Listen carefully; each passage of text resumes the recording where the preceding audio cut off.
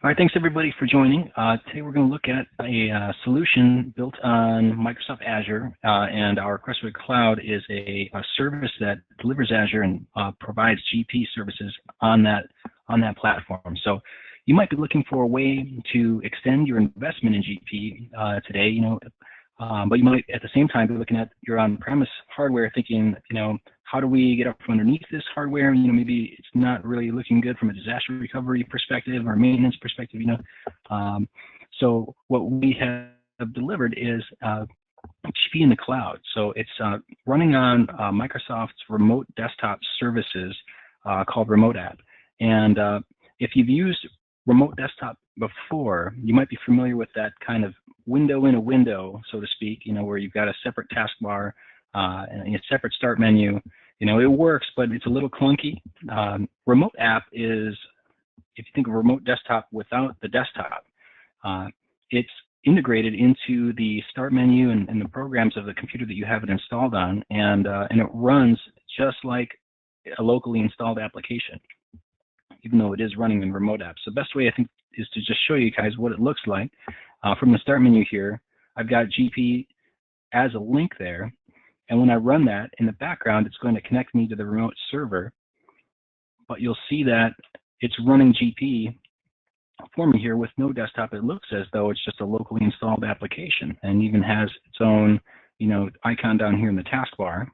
And the biggest thing, too, is that because it's not tethered to another desktop window, any other windows that I create are going to be movable, to a second monitor, to, be sized independently from a main window, all those types of things. So you're getting a very, seamless experience from the user's perspective here.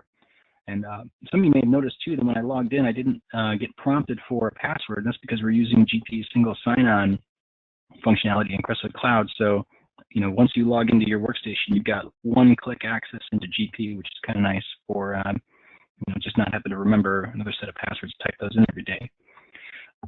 So, once we're in GP, then this is really the greatest thing about delivering GP through remote desktop is there's no new interface to learn. There's no, web caveats, to jump around. You can basically run GP exactly as you did when it was on-prem, and it's actually very hard to even distinguish, between running it in the cloud and running it on-premise. As far as the look and feel, it's going to be identical. So, while we're in here, we can see some of the other areas of the system, and I'm going to show you guys some of the integration capabilities too. So, for example, here I'm in SmartList. I can send this out to Excel. It's going to send it up to Excel just like it were locally, and I have a print capability too. If I want to print this, here's my local printer. So the way that works is anything that you have set up on your local computer becomes an available printer on the remote desktop. So that also just works the way you would expect it to. You hit print, and it prints out of your local printer, whichever one you have set up as the default. So the underpinning here is remote desktop services, and so if you've ever heard of terminal server, that's that same kind of technology running this. So you've got all of the capabilities that you might expect from that if you've seen it before, which is file and folder redirection, printer redirection like we just looked at, and the ability to launch and run multiple apps. So on that same topic here, what I'll show you is this machine has already been set up, obviously, and connected to this RemoteApp session. And if I open up my control panel here and go to the RemoteApp desktop connections, I can see all of the published resources that are available. So I'm going to go through from the beginning here to show you guys how easy it is to set up a new machine to use this, and then you'll see all these get published. But essentially, the important thing to take away is all you need to do is paste in this this link that you have right here, which we would provide to a Crestwood Cloud customer, or if you're running your own on-prem remote app, this could work the same way, or out of your private cloud. But you subscribe to, this feed, and all these applications are automatically published to your workstation. So I can run Management Reporter as well, and these are both running on the server now. I can run and generate financial report from this application while I'm working, over here in GP. I can just tab back and forth. So, and again, they're not tethered to, the same window. I could be running MR on one monitor and, GP in another, and it all works the same.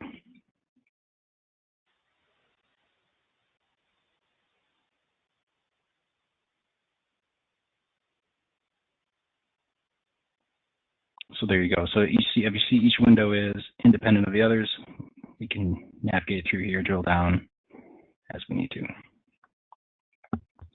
So what I'm going to do is remove the configuration from this computer so you can kind of see how this works from the get-go.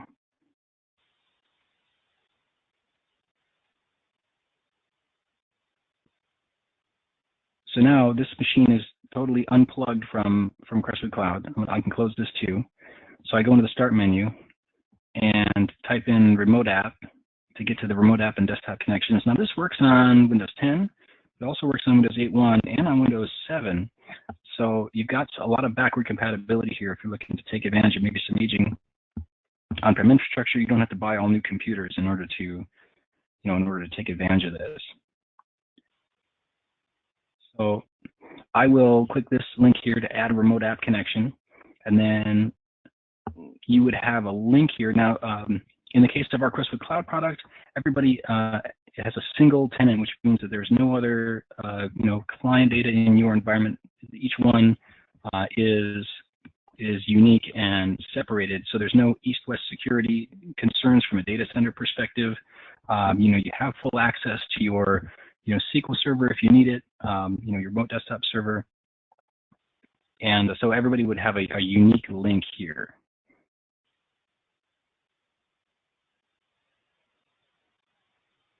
And then essentially you'll log in, and I'll check this Remember Me box so that I use the local credential manager service in Windows to remember my password, so I don't have to retype that every time. And now this takes about 1 minute to provision and publish all the applications here on the local computer. So while we're going through that and waiting for that, I'm going to talk through some of the things to think about, right, with remote desktop services. So one is printing. The way printing works, and we touched on it earlier, is the printers that are set up on your local machine are presented on the server. There is sometimes issues with certain printer drivers, and so there's a flag on the server. We can change and install the drivers there directly if you have, very specific printing requirements, maybe like a multifunction, device or something like that available. But in general, printing works just by presenting the local printers that you have on your client up to the server. Folder redirection is another thing that we have available. So when you're on the remote server, if you save files, you're saving them to that server. And so the question sometimes comes up, how do we access those files if we are, working, on our local machine? And so there's a couple ways that we can do that. One is to share SMB, access over the cloud, so we can set up a shortcut on your local machine that points you right to the server. We can also save directly into SharePoint Online if you have an Office 365 account on the server there, which is a great way to kind of keep all of your data in, an easy to share and protected location. Let's take a look at that. And there's also another way to pull data in and out, and this is kind of a neat tool here. What I have is a Excel spreadsheet like on my local desktop, and I'm going to use this to pull data right out of the cloud. So this Excel spreadsheet has a data connector which connects to the GP application in the cloud over SSL and can pull data right out of it. So that's a really great way to really pull any kind of data you can wrap a query around, and it's in real time. So we'll take a look at that. So here we can see we've successfully set up our connection. We'll hit finish, and now in the start menu, all the apps that we have published to this user are available here, so we can just run it.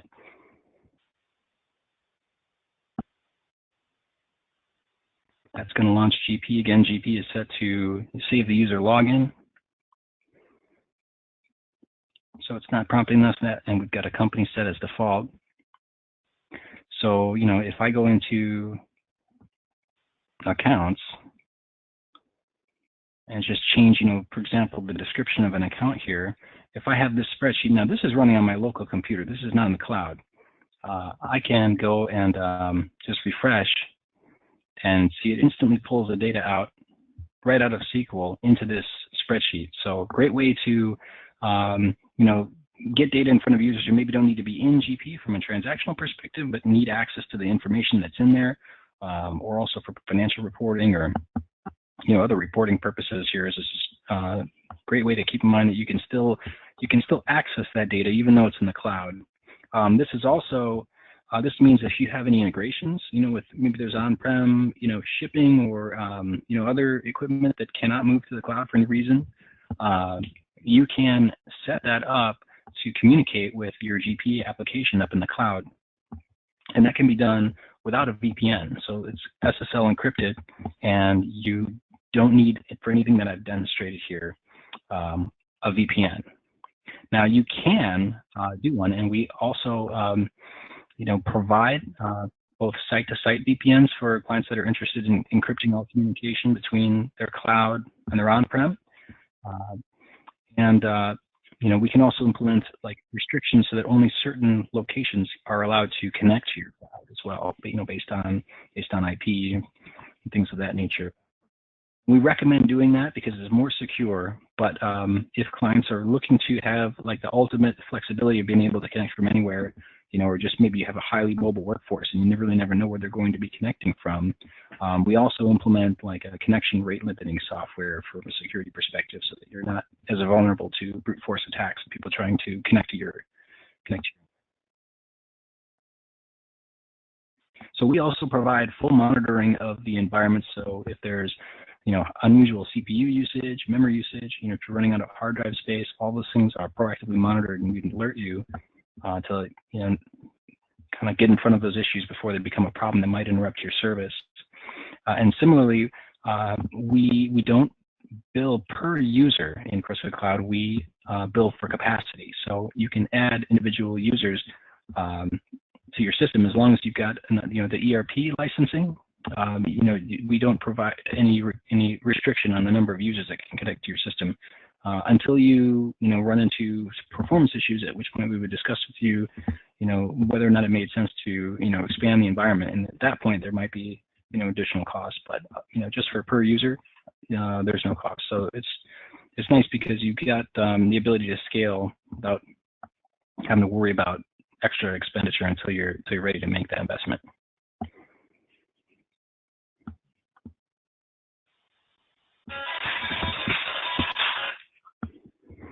So the next thing I wanted to talk through is, is the recovery services aspect of running GP in Crestwood Cloud.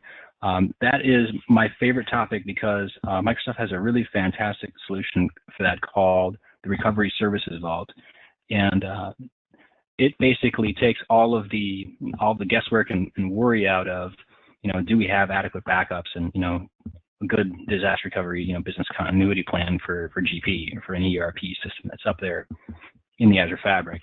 So it works by taking full virtual machine backups. And so those images are stored nightly for 30 days, and then weekly for a year, and then monthly for 5 years. So we can go way, way back. And they're not backups in the traditional sense where we copy data from A to B. They're more like snapshots, and we can connect to them if we want to.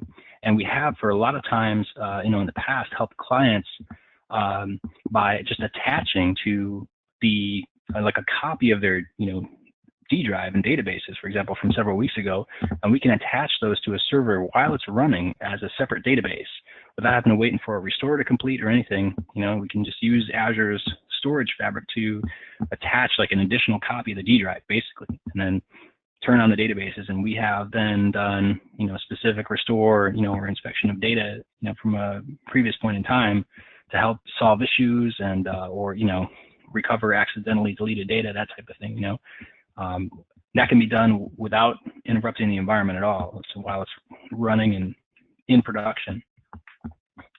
So those backups are also geo-redundant, which means that Azure stores at least 6 copies of them across at least 3 different regions. So like US West, East Coast, that type of thing. Those Azure regions are, just like a geographic area of data centers. So that is replicated across the Azure fabric as those backups are taken. So, if something were to happen, to a specific data center, then we can just turn on your environment, at a different site very easily. So that's a huge advantage of the Recovery Services Vault. And from a ransomware perspective, if you have a situation where someone has gained access to your network and has attempted to compromise it, and encrypt your data, so hold it for ransom, one of the first things that they're going to do is try and access your backups. So it's very important to make sure that your backups are inaccessible from the machine, because there's a possibility that that machine were compromised. That's basically then going to have the backups lost as well. So with Recovery Services Vault, those backups not only are completely separate and inaccessible from the virtual machine itself, but they also can't be deleted or overwritten or for up to 15 days. You basically, if you set up a delete request for your Recovery Services Vault, that doesn't take effect for 2 weeks, and that's intended exactly for this purpose, so that if some kind of bad actor were to gain access to your environment, they still can't delete your backups. So it's really nice to have those separated and compartmentalized, and replicated across the Azure Fabric and going back in time so far. Now, in addition to the Recovery Services Vault, we also have a local SQL backup where we keep 72 hours worth of ready to go backups. And we include what's called a transaction log backup, which is like the ticker tape of all the changes that have happened to the database. So it means we can restore your database at any point in time, like down to the minute in the last 72 hours. So if you call us and say, hey, we just had a query, that we ran that produced unexpected result, we have some data that's damaged in the system now, we can restore the database back 20 minutes, And so that's a short-term backup and restore that we have for 72 hours, for 3 days.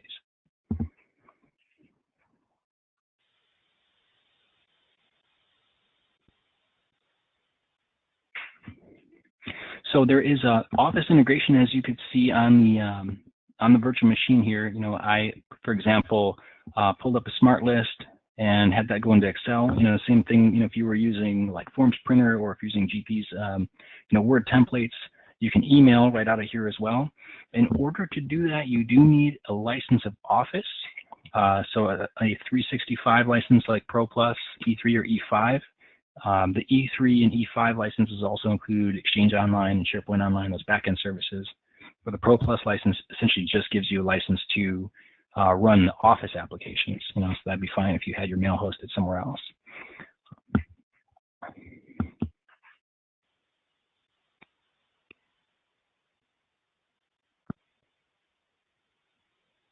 So that's the demo. I'd like to open it up for questions now.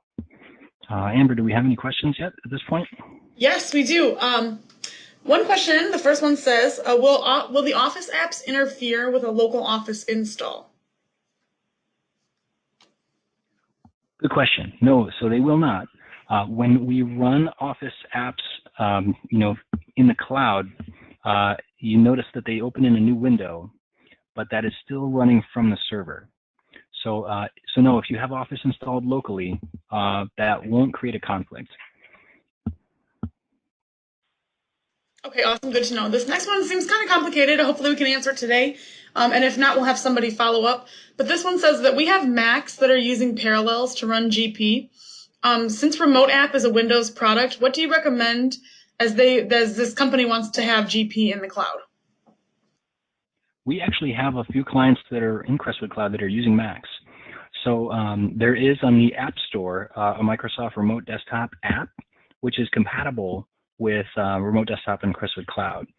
There are a few caveats that we've discovered in in rolling it out in production environments, and we have had some success with folder redirection and some failure with folder redirection. So if you have, like for example, a scenario, we had a client that had was running Mac. They weren't using Parallels, but they were using just Remote Desktop on the Mac to connect to GP. Previously, we moved them to the cloud, and they were doing some printing where they wanted to print to a redirected share on their local network, and we had some performance issues in that scenario. And we also had some problems with the older version of the app. There's actually two out there, I believe. One is 10.1 or 10 in the App Store. We had far better success when we made sure that we were up to date and had the most recent app installed on that machine. And then for a couple, we use the full desktop, and for a couple, we use RemoteApp.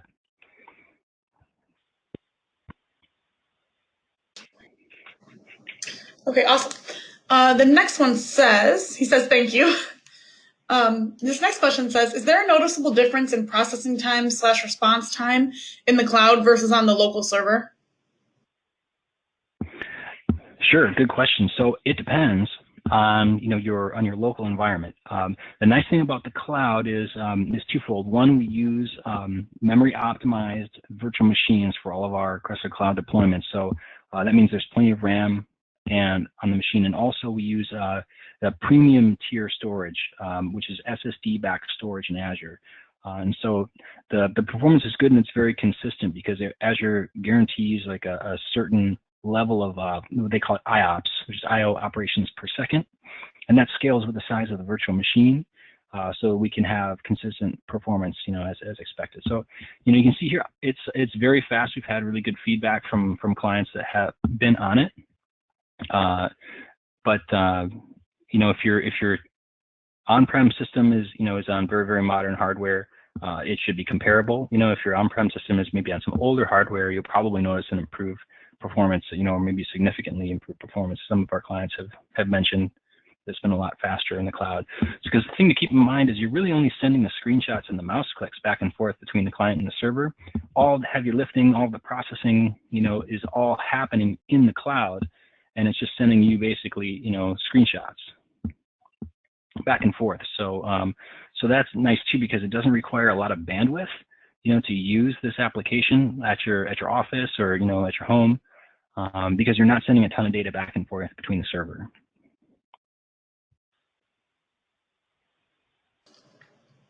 Okay, great. The next one says, can you talk a little bit about what is involved in the conversion from GP in a local environment to GP in the cloud? Sure.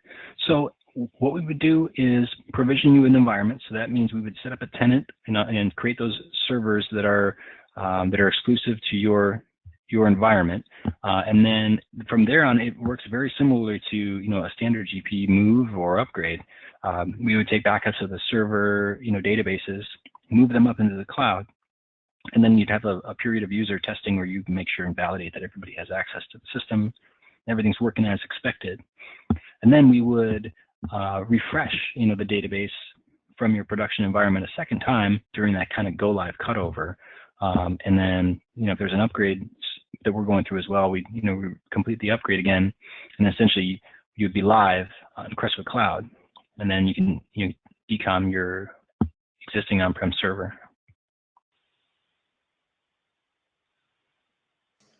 And I guess another component of that question too is we'll make sure to vet out any other integrations with other applications. The big thing that we want to make sure of is that everything that you were doing on-prem and need to talk to on-prem still works. And in fact, in a couple of cases, we've had clients with other complicated integrations, and we've said this might not be a great fit for you because we can't move everything into the cloud. Our ultimate goal is to make your system faster, more reliable, and more resilient. So in a couple of cases, we've actually recommended against cloud and came up with a better on-prem solution for a client that had really extensive integrations. because moving them to the cloud would have just, introduced another point of failure in their environment. So having said that, we want to make sure that we've got all those integrations and everything, that needs to talk to GP. We've got our arms around all of that.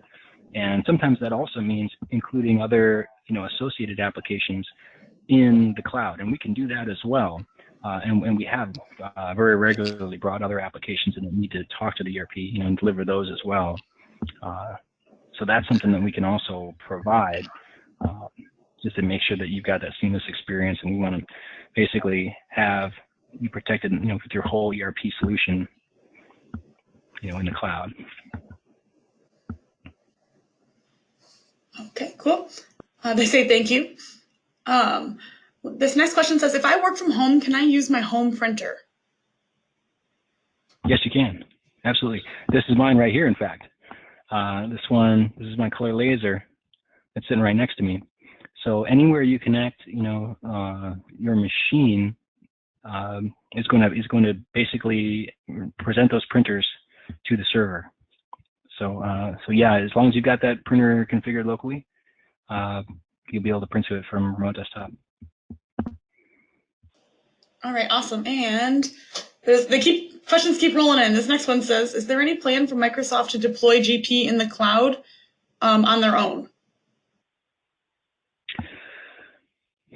No, there are not. Microsoft is concentrating when it comes to cloud. They're looking at their Business Central product, which is basically a cloud native ERP, one of the ones that they acquired. We're still working with them to deploy and really vet out that solution, because it's been evolving very rapidly. But no, there are no plans to kind of bring GP into a SaaS model where Microsoft will be basically hosting the GP. There is a web client for GP. We didn't look at that today, but that is another means of accessing GP that is through a web interface, and that's something that it requires a little bit of adjustment from the users, because it's essentially a reworked interface. It is delivered through a web browser, but that doesn't support multiple windows at the same time. You kind of have to tab between windows. You can have only one active window essentially. It's a nice product, but it doesn't provide the same kind of, like when we put this in front of your users, they're just going to get it. And they go, okay, here's my GP, here's my desktop. It just works in the way they're expecting it to. Whereas the web client is really a different experience. But it's viable especially for newer users, who don't really have set workflow in GP, that type of things. But I think a lot of the value of RemoteApp, specifically in terms of GP, is it's like, a lot of clients, have made a significant investment in GP. Maybe it's working really well for them. They're not interested or in a position to be, moving to, a cloud native ERP package right now, and RemoteApp is a great way to just kind of forklift GP into the cloud, get the benefits of the cloud without having to go through, the pain of switching ERP packages. Okay, great. And for now, there's one more. This person says, you said that encrypted VPN connections aren't included, leaving the data vulnerable in transit. Is there an extra charge for adding the VPN to encrypt the connection? Well, all the connections are encrypted, even without a VPN. We're using SSL to encrypt the RDP session, and any direct SQL connections are also done over SSL. So we have a wildcard certificate we install in every environment. We can, however, add a VPN, like an IPsec tunnel, as an additional layer of security on top of that, for both point-to-point and they call it a site-to-site and a site-to-point VPN. So you can have a certificate on your local laptop and do all your IPsec from there, or we can do a tunnel between two networks, like your on-prem network and the cloud. So no, there's no extra charge for a VPN. Thanks for watching. To learn more about our products, visit www.crestwood.com. Hope to see you there soon.